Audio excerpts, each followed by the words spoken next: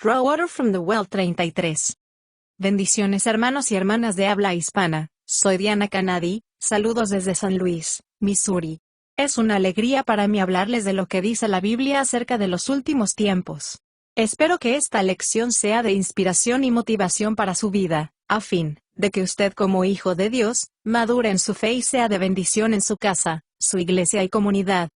Oremos. Padre del cielo, te pido humildemente en el nombre de Jesús, que toques con tu Espíritu Santo el corazón de mis oyentes, y que ellos puedan prepararse para poder sobrellevar los tiempos duros y difíciles del fin.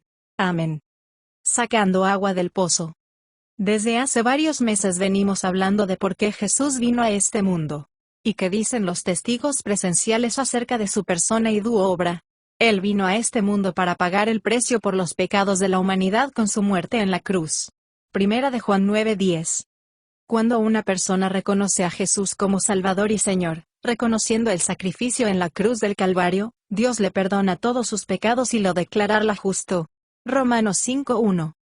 Una vez que el hombre es justificado, Dios viene a morar en esa persona por medio de su Espíritu restaurándolo al propósito en que inicialmente fue creado, convertirse en el Hijo o hija de Dios, santos y justos, a través de fe en Jesús.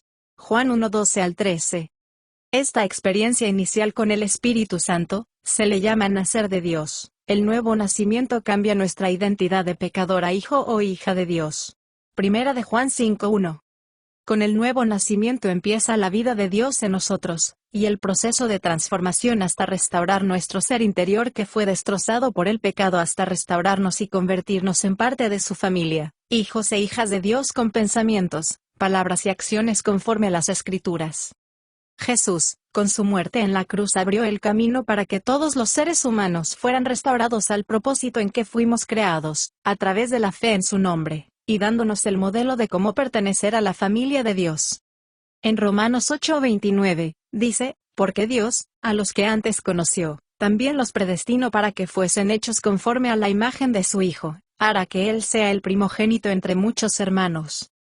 Jesús, es Dios hecho hombre, sin dejar de ser Dios. Él mientras estuvo en la tierra, no vivió como Dios, sino como hombre dependiendo Dios su Padre.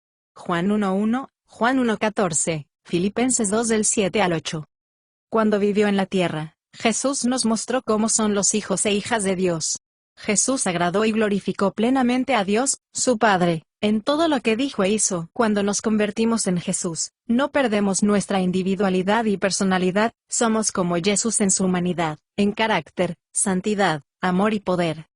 Para llegar a ser como Jesús, conforme a su imagen, es un proceso que solo se logra con la ayuda del Espíritu Santo. La restauración requiere tiempo, entrega y perseverancia.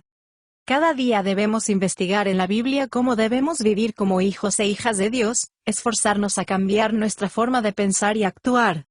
Debemos organizar nuestras actitudes y acciones a la voluntad de Dios revelada en su palabra escrita, con dependencia y expectativa en la ayuda del Espíritu Santo, tratando de hacer la voluntad de Dios en cada área de nuestras vidas. En las últimas 2 lecciones, hicimos un breve viaje paralelo y hablamos sobre la voluntad de Dios para nosotros según la Biblia, cuál es su voluntad y cómo podemos conocerla. En esta semana vamos a hablar más sobre cómo debemos cooperamos con el Espíritu Santo si queremos que Él obre en nosotros. Cuando Jesús estuvo aquí en la tierra, en su enseñanza usó muchas imágenes verbales para transmitir y fundamentar verdades espirituales. Por ejemplo, cuando Jesús habló sobre lo que significa tener su espíritu y su vida en nosotros, tipificó el agua para representar una fuente continua de suministro de poder fresco y limpio que calma la sed del alma. En un encuentro con una mujer que sacaba agua de un pozo, Jesús dijo, la gente que bebe esta agua, pronto volverá a tener sed, pero el agua que yo les daré les quita la sed por completo. Es un manantial perpetuo, que se convierte en un pozo dentro de ellos que le da vida eterna. Juan 14:14. Jesús dijo a las multitudes reunidas en Jerusalén para la fiesta de los tabernáculos, el que tiene sed, venga a mí. El que cree en mí, venga y beba. Y de su interior correrán ríos de agua viva. Juan 7:37 y 38. Cuando dijo agua viva, estaba hablando del Espíritu, que sería dado a todo aquel que creyera en él. Sin embargo, el Espíritu aún no había sido dado, porque Jesús aún no había ascendido a su gloria. Juan 7:39. La fiesta de los tabernáculos era una celebración de la cosecha cada otoño, duraba una semana. La gente construía cabañas o refugios temporales con ramas, en recuerdo de cómo vivían los israelitas en el desierto al escapar de Egipto. Esta fiesta era una celebración, un recordatorio de la fidelidad y protección de Dios. El último día de la fiesta, el sacerdote sacaba agua del estanque de Siloé, que estaba ubicado cerca del templo en Jerusalén. Llevaba el agua en una vasija de oro al templo, y se vertía sobre el sacrificio de la mañana que yacía sobre el altar. El estanque de Siloé era alimentado por un manantial de agua dulce de la zona. Significa que el estanque tenía un suministro continuo de agua viva, no era agua estancada el agua que fluía hacia él. Para esa fecha, todo el pueblo cantaba un pasaje del libro de Isaías 12, versículo 6 y todo el pueblo de Jerusalén gritaba con alegría su alabanza porque grande es el Santo de Israel. Aunque con esta fiesta celebraba y se conmemoraba un acontecimiento real de la historia de Israel, también representaba el día de salvación y redención, tiempo en que Dios vendría para redimido y restaurado y vivir en medio de su pueblo. La palabra tabernáculo significa habitación o morada de Dios. Al comparar el Espíritu Santo que fluye con aquellos que creen, con un pozo con agua, un manantial de agua y un río de agua, Jesús transmitió la idea de cómo sería el suministro continuo su vida en nosotros, y cómo, a través de su Espíritu Santo, nos ayudaría y nos restauraría. Si vemos un pasaje del profeta Isaías, cuando fue cantado en la fiesta de los tabernáculos, lograremos la idea de cómo sacar agua del pozo de la salvación, y cómo cooperar con el Espíritu Santo. El capítulo comienza con esta declaración: en aquel día dirán, aunque estabas enojado conmigo, se ha calmado tu ira y me has consolado. Isaías 12:1. El capítulo 11 establece el contexto a esta afirmación. Ese día es el día en que viene el Mesías, Jesús el Salvador. En Isaías 11 hay 6 profecías sobre la venida del Mesías. La ira significa estar enojado o disgustado. El pecado es una ofensa contra Dios Todopoderoso. Dios está disgustado por el pecado, pero a través de la salvación que Él ha provisto en la cruz, la ira de Dios, el disgusto de Dios por el pecado se aleja cuando creemos en Jesús. La noche en que nació Jesús, cuando los ángeles se aparecieron a los pastores fuera de Belén, el anuncio celestial hizo esta declaración que había nacido el Salvador, Cristo el Señor. Lucas 2 del 8 al 13. Notemos lo que uno de los ángeles proclamó: gloria a Dios en las alturas, y en la tierra paz a los hombres de buena voluntad. Lucas 2:14. Notemos lo que dijo Isaías sobre el día de la salvación, el día que viene el Mesías. Capítulo 12, mira, yo me aseguraré y no temeré, porque mi fortaleza y mi canción es Jehová. El Señor Dios es mi fortaleza y mi canción, Él se ha convertido en mi salvación. Isaías 12:2. Después, Isaías hace esta declaración: con alegría sacaréis agua de las fuentes de la salvación. Isaías 12:3. Todo lo que Jesús ha hecho mediante su muerte y resurrección, benefician a aquellos que creen en Él, y beben del pozo de salvación. Su vida y espíritu es lo que moran en ellos. En Isaías 12:3, afirma que sacamos agua del pozo de la salvación con alegría. Obviamente, la idea de que quien está alabando al Señor por su salvación esté gozoso o emocionado, esta es más que una respuesta emocional a la salvación que Dios proporciona. En Isaías 12:4, dice: en aquel día maravilloso, el día que venga el Salvador, cantaréis y diréis, gracias al Señor. Alabado sea su nombre. Cuéntale al mundo lo que ha hecho. Oh, qué poderoso es el Señor. Esta palabra hebrea original, que se traduce alabanza y agradecimiento en este pasaje, significa el acto de reconocer lo que es correcto acerca de Dios en alabanza y acción de gracias. Decirle al mundo lo que Él ha hecho significa literalmente proclamar su nombre. Los nombres de Dios son diversas expresiones de su carácter y acciones. El Santo es autoexistente. Yo soy el poderoso, el Señor nuestra victoria, nuestro proveedor, nuestro sanador, nuestra justicia, nuestro Salvador, etc. La alabanza, en su forma más básica, es un reconocimiento verbal de las virtudes y obras, carácter y logros de alguien. Alabar a Dios significa reconocer quién es Él y todo lo que hace. En nuestras interacciones humanas normales, hay momentos en los que es apropiado elogiar a alguien, o reconocer y elogiar su carácter o sus acciones. No tiene nada que ver con cómo nos sentimos o las circunstancias que estamos viviendo en nuestra vida personal. Los reconocemos o los elogiamos, porque es justo. Siempre es apropiado alabar o reconocer a Dios por quien es, y por lo que tiene, ha hecho, está haciendo y hará. Sacamos agua del pozo de la salvación mediante la alabanza, proclamando quién es Dios, lo que ha hecho, está haciendo y hará, sin importar cómo nos sintamos o lo que experimentando. Al hacerlo, activamos la alegría, fruto del Espíritu Santo.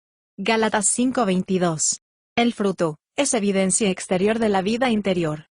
La palabra griega, que traduce gozo, significa estar alegre, regocijarse. Notemos que se trata de estar alegre en lugar de sentirse triste.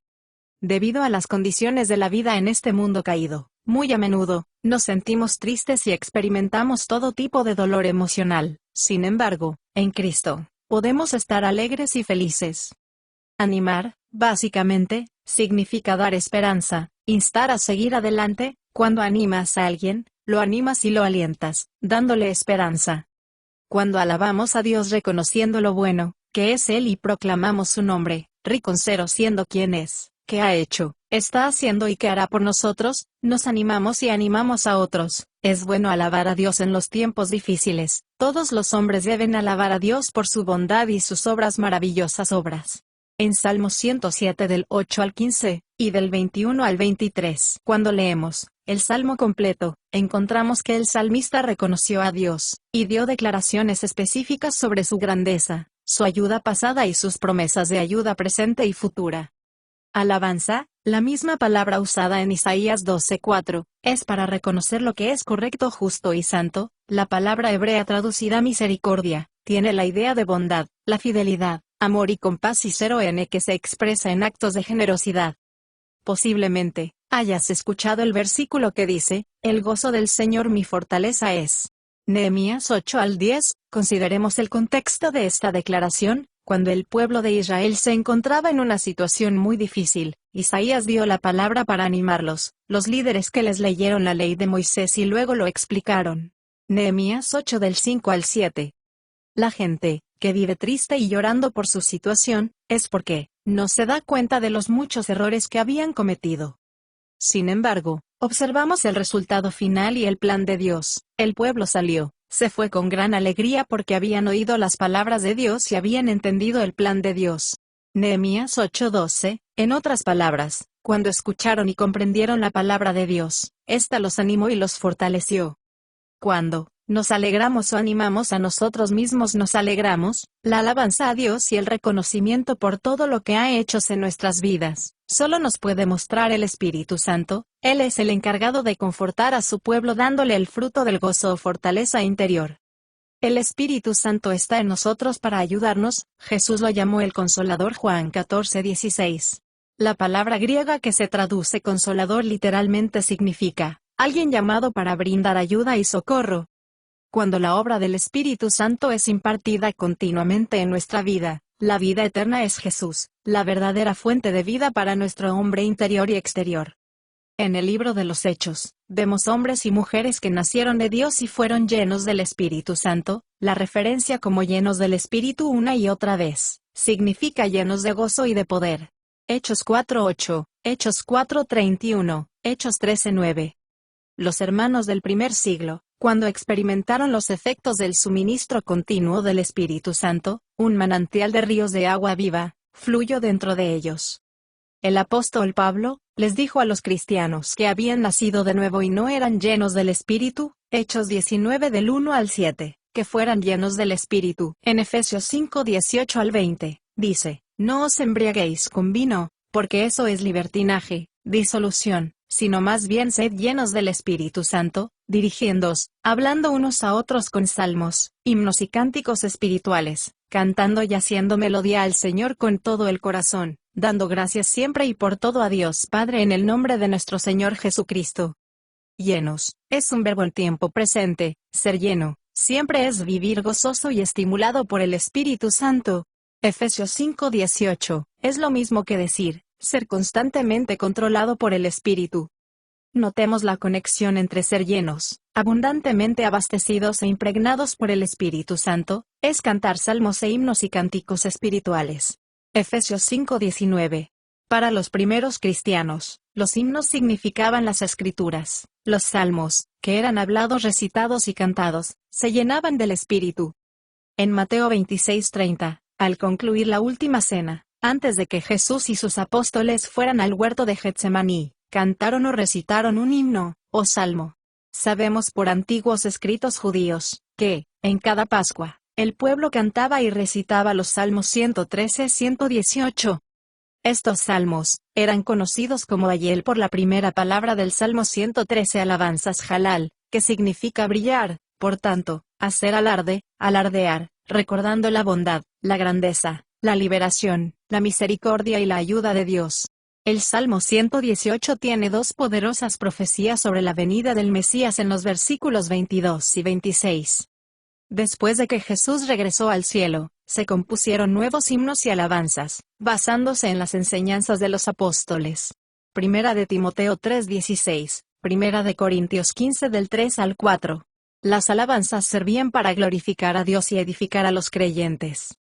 Notemos la conexión entre ser lleno, abundantemente abastecido o saturado del Espíritu Santo para darle gracias siempre, por todo y en todo momento a Dios.